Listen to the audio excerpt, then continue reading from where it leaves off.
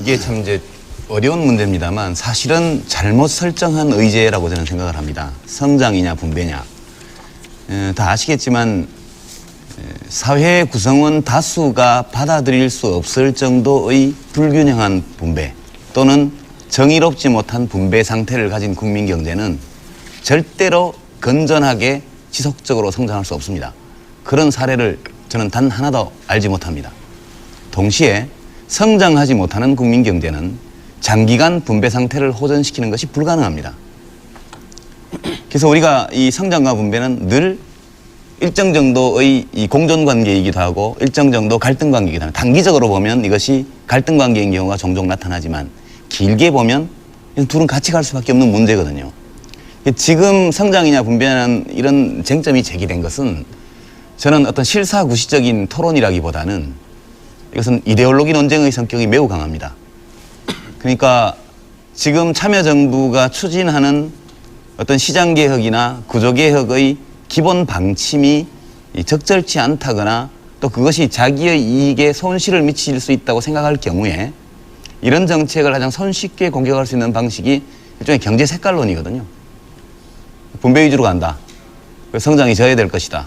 우리 위기가 올 것이다. 이런 식으로 얘기를 하는데 저는 지난 1년 2개월, 3개월 정도 참여정부의 집권 기간 동안에 일부 전문가들이나 언론에서 얘기하는 바 분배 위주의 경제정책으로 간다는 것을 입증할 만한 단 하나의 정책이라도 제시하고 그런 걱정을 한다면 수긍하겠습니다만 저는 상당히 분배 위주의 정책을 많이 펴야 된다고 개인적으로 생각하는데 제가 지지하는 이 참여정부가 그 정책을 거의 하지 못한 것에 대해서 매우 유감스럽게 생각하고 지금까지 이것을 하기 어려운 상황이었기 때문에 그렇게 온 것이라고 일단 이해를 하고 앞으로 경제 여건이 좀 더 호전된다면 그때 가서는 좀 쓸 수 있지 않겠느냐 이렇게 본다는 점을 우선 말씀을 드립니다. 예, 유승민 당선자 말씀해 주시죠. 유시민 당선자께서 성장이냐 분배냐를 이렇게 너무 이렇게 구분해서 볼 필요가 없고 장기적으로 이게 상당히 이제 좀 이렇게 같이 몰려서 가는 그런 측면이 있다. 그 점에 대해서는 이제 저도 뭐 100% 동감이고요. 다만 그 끝에 이제 이게 실사구시 논쟁이 아니고 이게 이데올로기 논쟁이다. 그 점에 대해서는 저는 조금 생각을 달리합니다. 왜냐하면 지금 아까도 말씀드렸지만 수십 년간 그 시대에 강조해오던 경제 발전 전략이라는 게 분명히 있었습니다. 어디에 더 이제 강조를 하느냐 그게 있었는데 저는 분배에 대해서 우리가 한 17년 정도의 기간 동안 상당히 강조를 해왔고 그래서 지금은 분배는 상당히 좀 내실화, 알차게 할 때가 됐습니다. 그런데 아까 그 참여정부 집권 1년 동안 분배 위주 정책으로 간 증거가 있느냐? 저는 뭐 그런 것도 별로 기억이 안 납니다. 그 대신에 제가 문제를 삼고 싶은 거는 일단 참여정부 1년 동안 경제정책이 별로 없었습니다. 분배이고 성장이고 간에 경제정책이 별로 없었고 맨날 조중동하고 싸우고 코도 맞추고 정치만 했고 정치 과잉이지 경제에 대해서는 굉장히 무관심했습니다. 일단 우선적으로 그걸 지적하지 않을 수 없고 경제정책 분야에서는 굉장히 우왕좌왕했습니다. 작년에 그 대학 교수들이 붙여준 별명이 우왕좌왕 아닙니까? 그거 굉장히 우왕좌왕했고요. 그다음에 또 하나 중요한 문제는 분배를 열심히 하는 건 좋습니다. 좋은데 성장에 대한 해법을 분명히 특히 요즘과 같이 서민들이 고통받고 일자리가 없고 이런 시절에는 정부가 성장에 대한 해법이 우리는 이거다라고 제시할 수 있어야 됩니다. 제가 기억나는 한 가지밖에 없습니다. 작년 어느 때인가 신성장 산업 10개 그거 발표한 거 딱 하나밖에 저는 기억이 나지 않습니다. 그래서 그걸 가지고 경제 색깔론이다 이렇게 말씀하실 게 아니라 분배도 열심히 해야 되지만 책임 있는 정부라면 이렇게 경제가 어려울 때는 우리가 어떻게 이 경제를 지속 가능한 그런 성장을 실현을 시키겠다. 이거를 좀 내놔야 됩니다. 그런데 수십 개 로드맵을 만들면서 제가 기억나는 성장의 방법이 뭔지 그게 없다는 그런 지적을 좀 드리고 싶습니다. 짤막하게만 예, 말씀하시죠. 제가 또 반론 잠깐만 짤막하게만 예. 말씀을 드릴게요. 그러니까 이제 그 비판하신 건 좋습니다. 근데 이제 비판도 좀 저는 실사구시적이었으면 좋겠다 이런 생각이 드는데요. 한나라당에서 좋은 의견이 있으시면 제안을 주십시오. 아주 구체적인 정책으로. 그럼 저희가 뭐 집권당이고 다수당이기 때문에 그 정책이 충분히 합리적이고 또 단기적으로 투자 진작을 하고 또 국민들의 생활을 개선하는 데 도움이 될 만한 정책이라면 무엇이든 간에 긍정적으로 받아들이려고 합니다. 근데 단순히 우왕좌왕했다, 아무것도 없었다 이렇게 얘기를 해버리면 그러면 그 수많은 경제부처의 공무원들은 지난 1년 동안 다 놀았다는 얘기며 대통령이 하루 일정 가운데 1.6회 정도가 경제민생 관련이었고 전체 일정 60% 이상이 전부 경제민생 관련 회의나 방문 이런 것이었습니다. 근데 그건 좀 지나치게 이제 모욕적인 표현이라고 저는 생각하고 정치적인 공격으로는 이해를 하겠습니다만은 그렇게 해서 우리 경제가 좋아질 수는 없다는 점을 말씀을 드리고요. 하나만 딱 첨언해서 드리면 오늘 아마 2001년도인가요? 노벨 경제학상 받은 스티글리츠 교수가 이제 한국에 와서 여러 언론사들과 이제 대담을 했습니다. 그 내용 중에 보면 한국 경제를 위해서 한 충고가 하나 있는데요. 93년, 94년경 클린턴 행정부 미국, 이 클린턴 행정부의 경험을 좀 잘 참고해봐라. 이 클린턴 행정부가 찾은 것이 레이건 시대에 너무나 이 성장 위주, 공급자 위주로 가 있던 미국 경제를 이 성장과 분배의 균형점으로 이동시키는 노력을 했고, 지금 한국 정부도 그 둘 사이에 어떤 중간 지점을 지금 찾고 있는 걸로 보이고 수년 내에 이렇게 노력하면 한국은 한국적인 자본주의 형식을 가지게 될 것이라는 이제 이런 격려성의 이런 말씀을 주셨는데요. 저는 이런 지적들이 우리에게 매우 유용한 지적이라고 생각을 하고 아주 실용주의적으로 정말로 이 대목에서는 실용주의적으로 우리가 이 두 개의 소중한 가치를 절충하고 타협하고 또 동시에 어느 정도 성취해낼 수 있는 이런 방안은 앞으로 오늘 토론에서 저는 많이 나오기를 기대를 하겠습니다. 제가 말씀해 드리겠습니다. 예. 글쎄요, 노벨 경제학상을 받았다고 해서 꼭 한국 경제에 적합한 그런 해법을 제시한 것은 아닙니다. 미국에 다양한 대학 교수가 있고 경제학자들이 있습니다만은 스티글리츠 교수는 이제 약간 이제 미국의 어떤 성장에 그런 좀 반대하는 그런 경향이 강하고 이분이 월드뱅크에서 상당히 오래 근무를 하셔가지고 특히 이제 조금 미국 모델에 대해서 그렇습니다만은 미국의 경우에도 클린턴이 그렇게 분배나 아니면 레이건 때 못했던 그런 거를 할 수 있었던 기반이 어디서 나왔느냐 하면 레이건 8년 동안 레이건이 잡아놓은 그 토대 위에서 클린턴이 그렇게 할 수 있었습니다. 그래서 우리도 마찬가지입니다. 우리도 어떤 정부가 분배에 신경을 쓰려면 우리가 87년부터 분배에 신경 쓰는 거 어떻게 할 수 있었습니까? 그 이전에 성장 기반이 다쳐졌기 때문에 그 위에서 분배를 할 수 있었던 겁니다. 그래서 제가 말씀드리는 거는 이거는 경제라는 건 길게 가는 거기 때문에 지금 분배에 대해서 신경을 많이 썼고 그거 하나자는 소리가 아니고 내슈럴 하는데 성장의 해법이 뭔지 그걸 자꾸 찾자는 그런 말씀을 드리는 겁니다. 그래서 그 정도. 마지막에 이제 분배를 통한 성장을 말씀하시고요. 아까 유시민 의원께서도 말씀하시고 지금 계속 이제 강조하시는 부분이 양극화, 불균형 이런 부분입니다. 물론 박정희 전두환 시절에는 일부러 성장 전략을 그런 불균형 전략을 쓴 것도 사실입니다. 그런데 그 이후에 우리가 경험을 보면요. 분배가 언제 제일 악화됐냐, 언제 제일 나빠졌냐를 보면 진위계수를 봐도 그렇고 상위 10%, 하위 10% 나누는 값을 봐도 그렇습니다. 이거는 우리가 생생하게 경험한 겁니다. IMF 같이 경제가 마이너스 6.7% 성장할 때, 그러니까 성장이 아주 푹 떨어질 때 작년같이 그럴 때 분배가 굉장히 악화가 됩니다. 왜 성장이 안 되면 분배가 더 악화되고 성장이 되면 분배가 조금 좋아지느냐. 그거를 저는 꼭 아셔야 된다고 생각하는 게요. 성장이 되면 산업 저변도 늘어나고요. 그다음에 서민들도 일자리를 더 갖게 되고 그래서 분배 구조가 개선이 됩니다. 근데 성장이 안 되면 제일 견디기 힘든 게 가난한 서민들입니다. 그리고 제일 경쟁력이 없는 중소기업들입니다. 자영업자, 아주 영세한 사람들. 그러니까 우리가 왜 성장을 하느냐? 결국은 서민과 아주 경쟁력이 약한 소기업들 그 사람들을 위해서 성장을 하는 겁니다. 그런데 민주노동당에서는 분배를 통한 성장이라고 말씀하시는데요. 저는 그런 성장은 들어본 적도 없습니다만은 그 성장의 해법을 가져가지고 경제를 성장시키지 않으면 분배 구조가 나빠진다는 게 엊그제 아마 재경부에서도 그걸 발표했고 통계청에서도 발표를 했습니다. 그래서 그 관계를 만약 우리가 인정을 한다면 그러면 분배를 통한 성장이니 아니면 불균형이니 양극화니 이런 거를 성장하고 자꾸 오해를 시키고 자꾸 대립을 시키고 그래서 성장을 이야기하면 마치 분배를 반대하고 서민을 반대하는 사람 같이 그렇게 말씀하시면 저는 그건 굉장히 우리가 현실적으로 증명할 수 있는 모순이다 이렇게 생각합니다. 아까 유승민 당선자께서 듣도 보도 못했다 이렇게 말씀하시는데 저는 듣기도 하고 좀 보기도 했습니다. 지금 단병호 당선자께서 하신 분배를 통한 성장이라는 것은 1970년대, 80년대에 유럽의 삼인주의 정당 경제 전문가들이 많이 썼던 논리입니다. 전혀 듣도 보도 못한 것은 아니고요. 또 이론적으로도 네오케인지안들, 신케인즈주의자들 쪽에서 이 모델을 많이 연구를 했습니다. 그래서 제가 알고 있는 학술적 결론은 뭐냐 하면 특정한 국면, 특정한 조건에서는 이렇게 분배를 통한 성장이 가능하다는 겁니다. 근데 일반적인 조건에서는 이건 잘 안 맞는다는 거죠. 그래서 얼마 전까지 몇 년 전에 독일 연방정부의 재무장관 하던 오스카 라퐁테인이 바로 이런 네오케인지안이고 이런 주장을 했던 분 아닙니까? 지금 그만뒀지만. 그래서 전혀 없는 논리는 아니고요.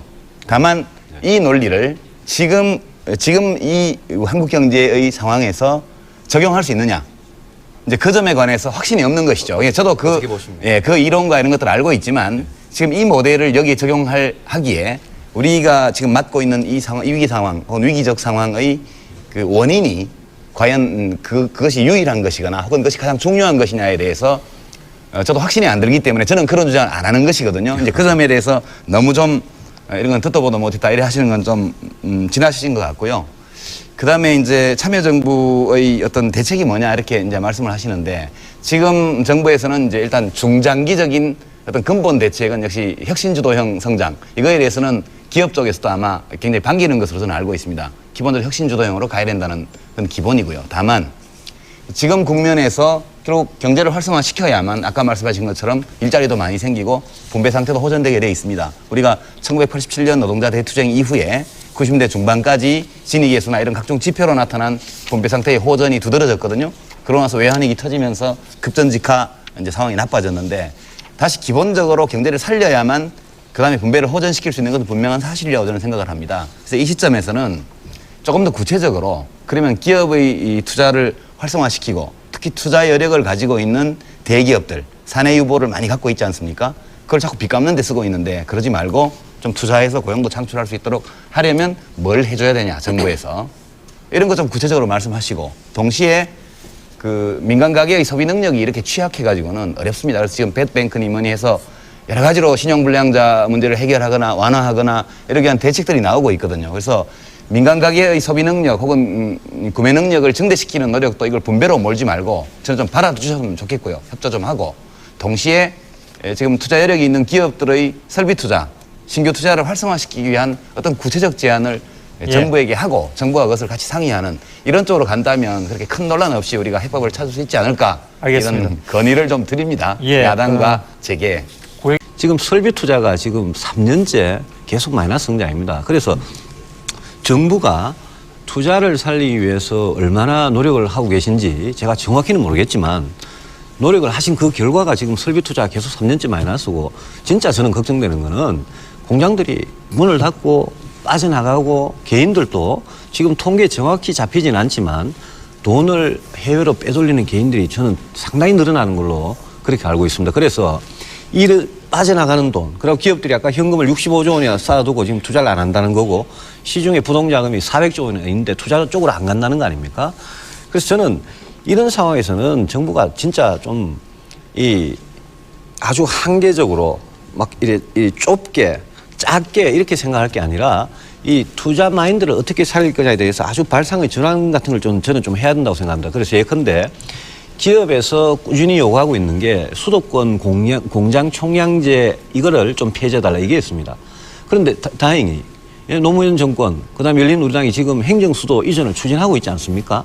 그래서 행정수도 이전을 추진하고 있으니 그러니 수도권 공장 총량제 이런 규제는 저는 과감하게 저는 폐지해도 좋다고 생각합니다. 그다음에 기업들이 파주에 LG 필립스가 공장을 짓고 말이죠.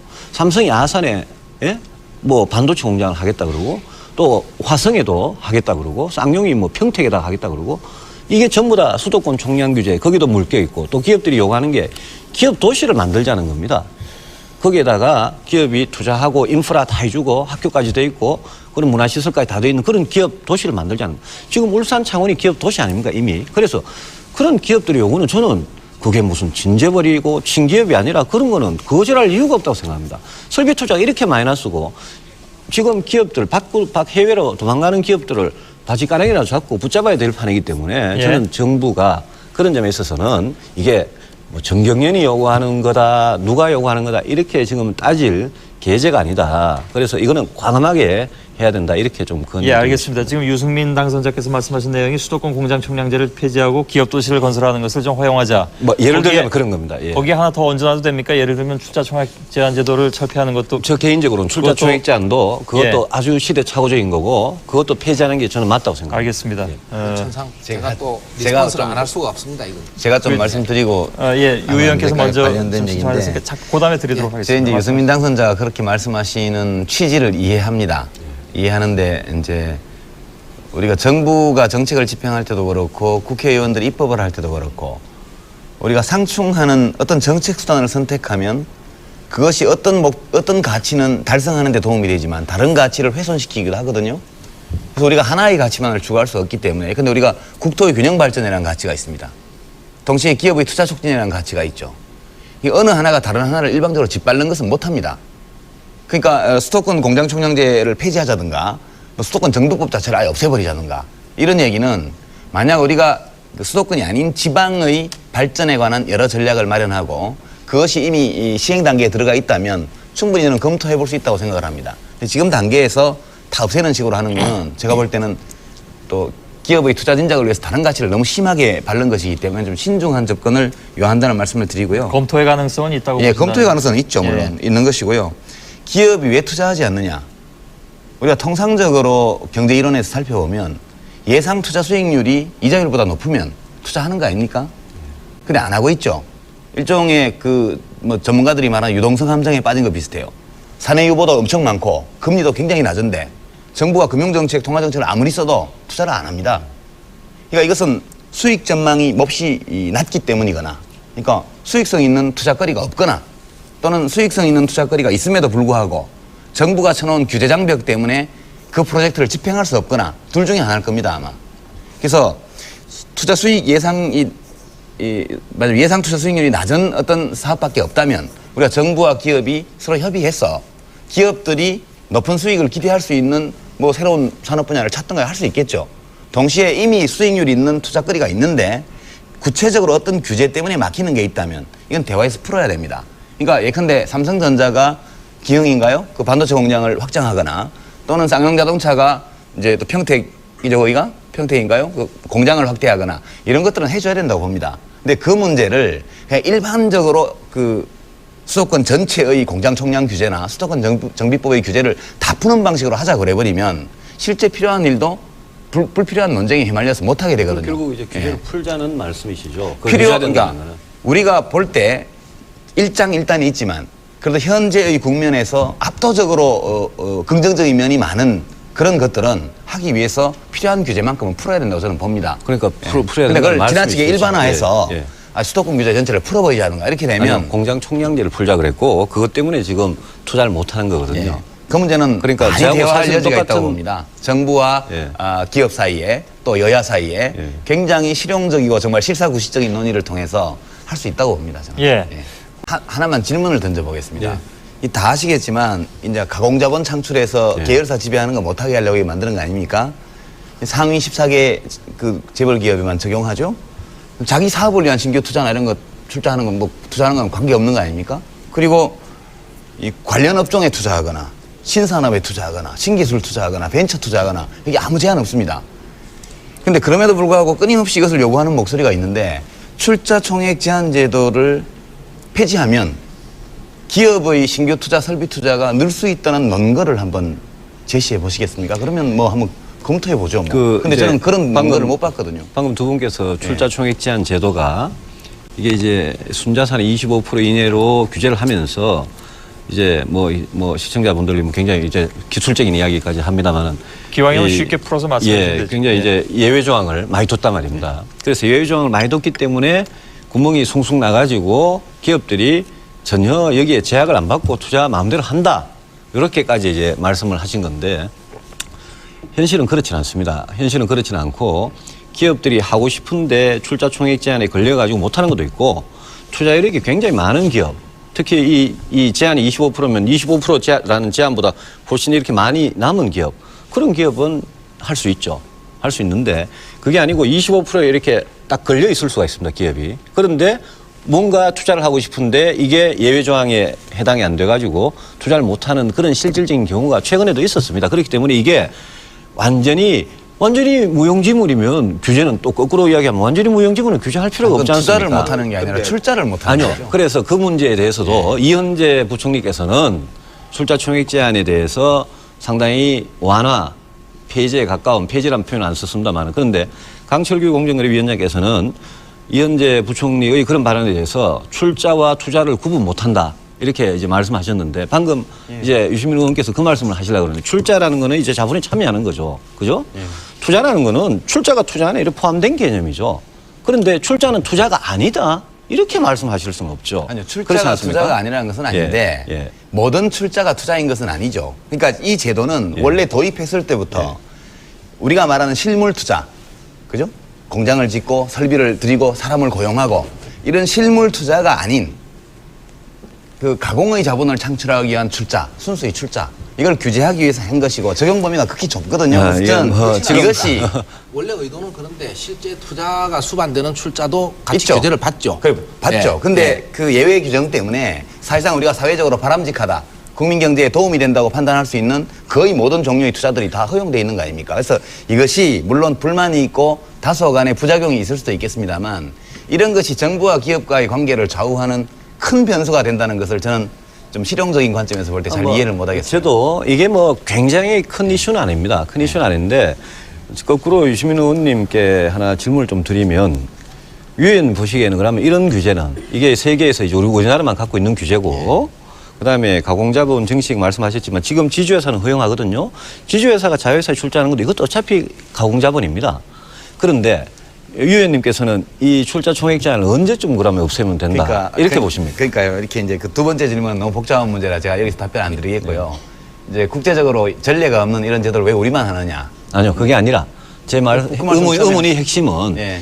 이런 규제를 그러면 유 의원께서는 예. 언제쯤 없애는 게 좋다 이렇게 보시죠. 그러니까 이 규제가 도입된 것은 이제 대한민국처럼 이렇게 그 몇 개의 몇 사람의 집안이 국민 경제 전체를 어떻게 보면 좌지우지하는 이런 나라가 없거든요. 세계적으로 조그만 나라 어떤 데 이상한 데 빼면은 그럼 아까도 말씀하셨지만 무슨 상장 기업 중에 위에 10% 이렇게 하면 다 재벌 기업이고 그건 전부 다 총수 일가가 지배하는 기업 아닙니까? 근데 그 사람들이 마음 먹는 때에 따라서 국민 경제가 좌지우지되는 이런 것이 문제가 있으니까 지금 우리가 바람직한 기업 시스템이 어떤 것이냐 이런 것들에 대한 많은 논의를 하고 있지 않습니까? 그래서 이런 규제 자체가 필요 없을 정도로 기업 경영이 투명화되고 합리화되고 어떤 개인이나 일족에 의해서 기업의 운명이 좌우되는 사태 이런 것이 심각한 우려를 낳지 않을 정도로 됐을 때 그때는 이런 규제가 필요 없죠, 당연히. 실제로 이 법을 국회에서 법을 바꾸려면요. 제일 문제가 서울, 인천, 경기의 국회의원들하고 충청도 국회의원들 싸우는 겁니다. 그래서 제가 아까 말씀드린 게 지금 이 정권이 행정 수도를 옮기고 있지 않습니까? 그렇지 않습니까? 그 최대의 수혜자가 충청도입니다. 그렇지 않습니까? 이걸 다 옮기고 나버리면 이 공장 총량 규제 이게 절대 못 풉니다. 그러니까 지금이 저는 호기다 이겁니다. 근데 너무 이제 주관적인 그러니까 트레이드를 하는 겁니다. 예? 맞바꾸는 설득할 좋은 주관적인 기회다 이 말씀. 예, 판단이- 설득할 예. 좋은 기회입니다. 이거는. 그리고 투자가 그만큼 절박하고요. 그다음에 두 예. 번째는 요거 한 간단히만 지금 시청자들께서 아까 그 유시민 의원님하고 또 이제 우리 김영배 부회장님하고 사이에 약간의 이제 설전이 오가면서 투자 사보타지라는 말을 말씀하셨습니다. 저는 오늘 노무현 대통령이 열린우당 입당하셨죠. 예? 축하드리고 이제 진짜 여당이 되셨는데 근데 재벌들이 의도적으로 경기 나쁘게 하려고 그러고 사정 같은 거 피하고 개혁 피하려고 투자 사보타지 할 수 있습니다. 그리고 저도 정권 초기에 특히 1년 차에 그런 현상이 많이 나타나는 것 같아요. 그런 현상이 있을 수도 있지만 대통령께서나 아니면 집권 여당이나 정부에서는 그런 거 쳐다보시면 안 됩니다. 그거 쳐다보지 말고 지금 투자가 얼마나 어렵고 투자가 안 되고 얼마나 어려우냐. 사보타지 무서워가지고 투자 촉진을 못한다. 저는 막 그렇게 말씀 안 하셨지만 만약 그런 마인드라면 아직도 좀 갈 길이 멀다 싶은 생각이 좀 듭니다. 제가 예. 말을 하는 걸 다 들었지 않습니까? 어떤 맥락에서 제가 겁이 난다고 물론 근데 말씀드렸잖아요. 그 투자 사보타지라는 이게 게 이 대한민국은요 대통령 혼자 움직이는 나라도 아니고 정부 관료들이 마음대로 하는 나라도 아니고 이미 네. 국가와 민간 사이에 상당한 정도의 힘의 균형이 있어가지고요 정부 마음대로 절대로 못 끌고 갑니다. 그래서 제가 자꾸 기업과 재계와 정부 혹은 대통령과 그 대기업 사이의 정말로 허심탄회한 토론과 대화가 필요하다는 점을 누누이 기회 있을 때마다 말씀드리는데요. 알겠습니다. 서로 힘의 한계와 자기의 권한을 인정하면서 같이 가야 된다고 봅니다. 예. 그런 맥락에서 말씀드린 거예요. 예. 자, 말씀 중에요. 아까부터 계속 강조해 오신 게 이제 대기업과 이 중소기업의 하청 관계에서 이제 중소기업한테 일종의 그 착취라는 말 표현은 안 쓰셨지만 중소기업한테 굉장히 이제 압박을 가하는 그런 이제 그걸 말씀하시는데 그게 이제 굉장히 이제 닫힌 경제 같으면 그런 말씀이 가능하신데 이게 우리 경제가 이제 굉장히 열린 경제고 다른 나라들도 마찬가지입니다. 지금 다국적 기업이라는 게 부가가치가 조금이라도 낮은 공정은 다 회사 바깥으로 자꾸 떼는 그런 일을 하고 있고 그렇게 떼면서 세계 어디에서 제일 싸게 이렇게 이 일을 처리할 수 있나 이걸 찾는 그런 세상인데 저는 말씀하신 것 중에 그 대기업의 뭐 대기업한테 주주한테 돌아가는 거 주식 가격이 오른 거 이렇게 이제 일일이 카운트를 하시면서 이제 중소기업한테 너무 안 간다 이런 말씀하시는데 그게 이제 과연 지금 우리 현실에서 이렇게 이미 온 단계에서 그렇게 갈 수가 있는지가 의문이고요. 이 비정규직 문제는 지금 포인트가 저는 좀 딴 데 같다 싶은 생각이 드는 게 이 비정규직 문제는 진짜 이거는 진짜 약자의 문제입니다. 약자의 문제고 저는 민주노총이나 한국노총에서 또 출신이시고 한국노총에서 오신 분이고 아주 조직화된 노동계 안에 강자의 대표 아니십니까? 근데 이 강자들께서 약자를 지금 이제 걱정을 해 주시는 건데 이왕 걱정을 해 주시는 김에 이 문제는 정부가 혼자는 해결 못 할 겁니다. 그 다음에 네. 이 모든 비정규직의 처우 개선, 정규직화도 뭐 이런 데 다 드는 이 모든 비용이 기업한테 다 부담하라. 이러면 그 말은 좋습니다. 그 뭐 그래 되면 저도 좋겠습니다. 다만 그래 되면 기업들 여기 남아 있겠습니까? 알겠습니다. 그래서 이 문제는 저는 이 문제야말로 노사정 대화가 굉장히 필요한 문제고 예. 그래서 이 문제야말로 앉아가지고 진짜 그 노동계의 강자분들께서는 얼마나 좀 양보를 하실지 정부는 어떤 역할을 하실지 예. 그리고 기업들은 정리해 어떤 주시죠. 몫을 하실지 이거는 진짜 대화가 필요한 알겠습니다. 이야기가 이렇게 생각합니다. 요 부분 반론 있으시면 한 번만 듣고요. 유 의원께서 말씀하시겠어요? 예, 뭐 반론이라고 하기도 어렵고 아니라고 하기도 어려운데요. 예, 말씀하세요. 짧게 말씀해 주시고 그러니까 그냥 시청자 전화 좀 받도록 예, 우리 하겠습니다. 개방 경제니까 뭐 다 참아야 된다. 이거는 아마 이제 받아들이시기 어려울 거고요. 다만 저희 이제 열린우리당 총선 공약도 그랬는데요. 비정규직에 대한 불평등한 차별은 철폐해야 됩니다. 이게 고용기간이 을 이제 한정해서 기업에게 이제 인건비 부담이라든가 또 노무 관리 부담을 덜 주고 또 유연성을 강화해주는 이런 취지는 뭐 좋을 수 있으나 이걸 약용해서 부당하게 차별을 하거나 또는 이 제도를 남용하는 것은 시정할 수 있도록 법률을 정비해야 된다고 보고요. 그다음에 이 비정규직 노동자들 경우에 사회 안전망 속으로 좀 더 깊이 이 편입시키는 조처가 또 필요하다고 보고 있습니다. 예. 다만 지금 민주노총이나 혹은 노동계 쪽에서 계속해서 민주노동당도 포함해서 계속해서 고용 안정화 그리고 노동자들에 대한 사회적 보호 강화 이것을 주장하고 있으면서 동시에 비정규직 문제의 해결을 또 이야기한다는 것은 상당히 앞뒤가 맞지 않는다. 이 고용 안정을 강화하고 노동권에 대한 사회적 보호를 강화하면 할수록 노동계층 안에서 인사이드인 정규직과 아웃사이드인 비정규직 사이의 격차는 더욱더 벌어질 가능성이 높기 때문에 그 정책에 관해서는 좀 저는 신중하게 예. 재검토해 주셨으면 합니다. 알겠습니다.